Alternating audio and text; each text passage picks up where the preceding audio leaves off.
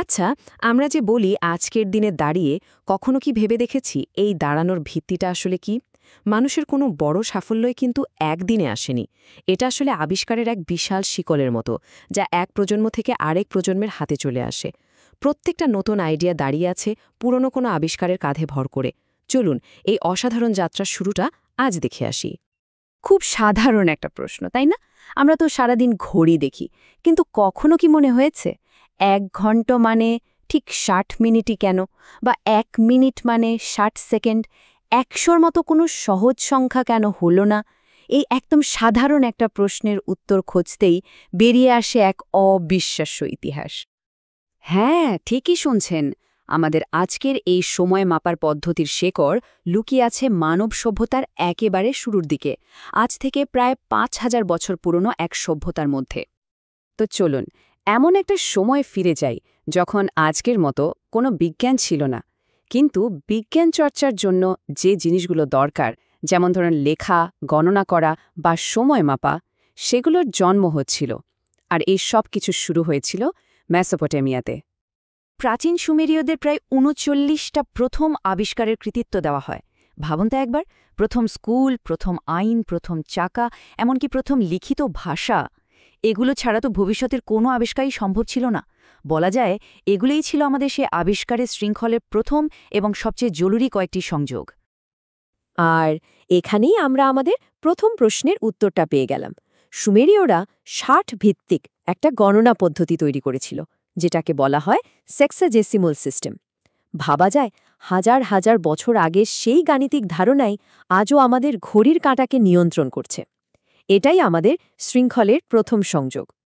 তো মেসোপটেমিয়ার দেওয়া এই শক্ত ভিত্তির ওপর দাঁড়িয়ে মানুষ এবার আরও বড় স্বপ্ন দেখতে শুরু করল। তারা মহাবিশ্বের রহস্য বোঝার দিকে মনোযোগ দিল।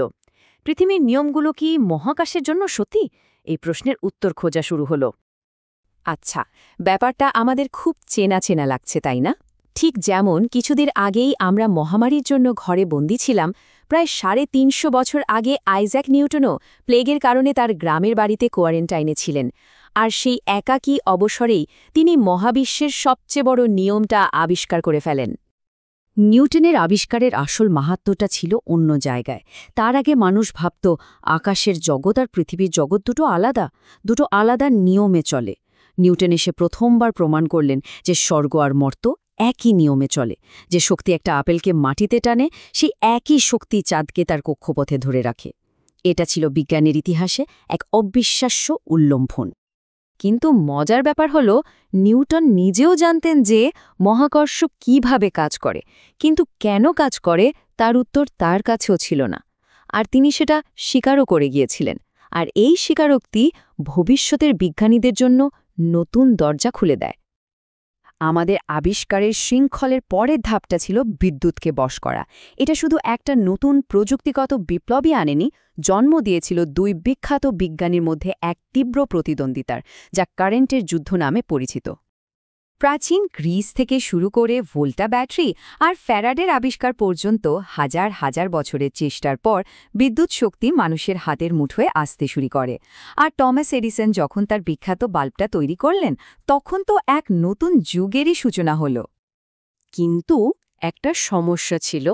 এডিসন ব্যবহার করতেন ডিসি বা ডাইরেক্ট কারেন্ট, যা বেশি দূরে পাঠানো যেত না। আর ঠিক তখনই নিকোলা টেসলা নিয়ে এলেন এসি বা অল্টারনেটিং কারেন্টের ধারণা, যা অনেক কম খরচে বহু দূরে পাঠানো সম্ভব। ব্যাস, এখান থেকেই শুরু হলো সেই বিখ্যাত কারেন্টের যুদ্ধ।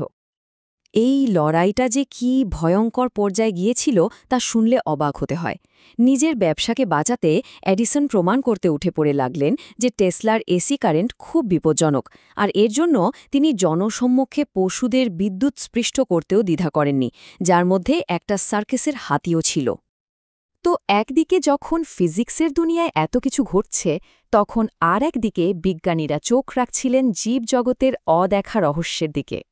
তারা এমন সব জায়গায় প্রাণের সন্ধান করছিলেন যা আগে কেউ কল্পনাও করতে পারেনি। আর এই ক্ষেত্রে আবির্ভাব ঘটে এক অসাধারণ বাঙালি বিজ্ঞানীর, জগদীশচন্দ্র বসু। তিনি একাধারে পদার্থবিদ, জীববিজ্ঞানী, প্রত্নতাত্ত্বিক এবং এমনকি বাংলা কল্পবিজ্ঞানেরও অন্যতম পথিকৃৎ ছিলেন। তার প্রতিভা ছিল সত্যিই বহুমুখী। শুধু বিজ্ঞানী হিসেবেই নয়, মানুষ হিসেবেও তিনি ছিলেন অসাধারণ। ব্রিটিশ অধ্যাপকদের তুলনায় তাকে কম বেতন দেয়া হতো। এই বৈষম্যের প্রতিবাদে তিনি এক অবিশ্বাস্য পদক্ষেপ নিলেন। টানা ৩ বছর তিনি কোনো বেতনই গ্রহণ করেননি, কিন্তু নিজের কাজ একদিনের জন্য থামাননি। এটা শুধু বিজ্ঞানের প্রতি তার নিষ্ঠা নয়, নিজের নীতির প্রতি অটল থাকারও এক অসাধারণ প্রমাণ। তার সবচেয়ে যুগান্তকারী আবিষ্কার ছিল ক্রেস্কোগ্রাফ। এই যন্ত্রটা দিয়ে তিনি যা করে দেখালেন তা গোটা পৃথিবীকে চমকে দিয়েছিল। তিনি প্রথমবারের মতো প্রমাণ করে দেখালেন যে গাছেরও প্রাণ আছে, তারাও আমাদের মতোই বাইরের আঘাতে বা যত্নে সাড়া দেয়, তারাও কষ্ট পায়। এই একটা আবিষ্কার জীববিজ্ঞানের ধারণাকেই চিরদিনের জন্য বদলে দিয়েছিল। তো এই যে আবিষ্কারের শৃঙ্খল, এটা কিন্তু ইতিহাসে থেমে থাকেনি, এটা আজও চলছে, আর এর গতি আগের চেয়ে অনেক অনেক বেশি।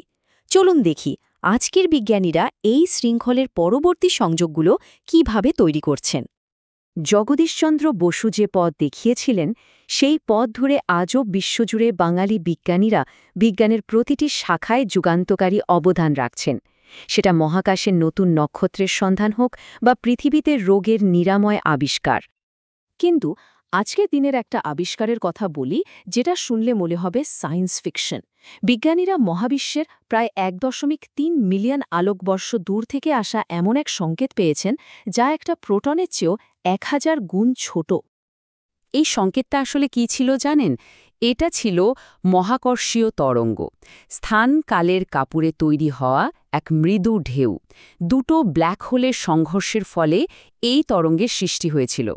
আইনস্টাইন ১০০ বছর আগেই যার কথা বলে গিয়েছিলেন, সেলিম শাহরিয়ারের মতো বিজ্ঞানীদের একটি দল সেই প্রায় অসম্ভবকে সম্ভব করে এই তরঙ্গ শনাক্ত করে, যা বিজ্ঞানের এক নতুন দিগন্ত খুলে দেয়।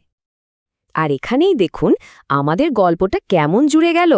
যে মহাকর্ষের রহস্য উন্মোচন শুরু হয়েছিল একটা আপেল পড়া দেখে, সেই একই জ্ঞান আজ আমাদের লক্ষ লক্ষ আলোকবর্ষ দূরে ঘটা দুটো ব্ল্যাক হোলের সংঘর্ষের প্রতিধ্বনি শোনার ক্ষমতা দিয়েছে।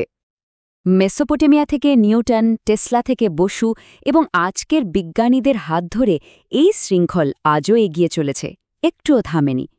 প্রশ্ন একটাই, এই শৃঙ্খলের পরবর্তী সংযোগটি কে তৈরি করতে চলেছে?